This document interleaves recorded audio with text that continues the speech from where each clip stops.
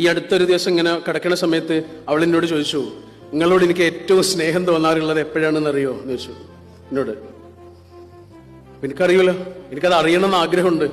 14 വർഷമായി എൻ്റെ കൂടെ ജീവിക്കുന്ന ഒരു പെൺകുട്ടി എന്നോട് ചോദിക്കുകയാണ്, നിങ്ങളോട് എനിക്ക് ഏറ്റവും സ്നേഹം തോന്നുന്ന നിമിഷം ഏതാണെന്ന് അറിയോ? അപ്പൊ ഞാൻ ചോദിച്ചു, അത് ഏതാണ്, എനിക്ക് കേൾക്കണം.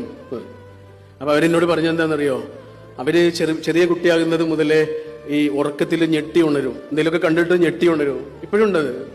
അങ്ങനെ ഞെട്ടി ഉണരുന്ന സമയത്ത് അവര് പറയാ, നിങ്ങൾ എൻ്റെ അടുത്ത് കിടക്കുന്നുണ്ട് എന്ന് അറിഞ്ഞാൽ ഞാൻ നിങ്ങളിങ്ങനെ കെട്ടിപ്പിടിക്കും.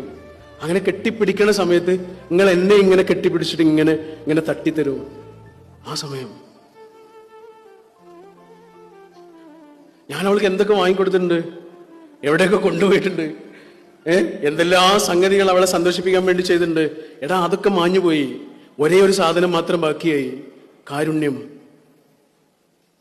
മനുഷ്യർ തമ്മിൽ കൈമാറുന്നതില് എന്തെല്ലാം ഫീലിങ്സ് കൈമാറുന്നുണ്ട് നമ്മള്. ഒറ്റ സാധനം ബാക്കിയാകുള്ളടാ.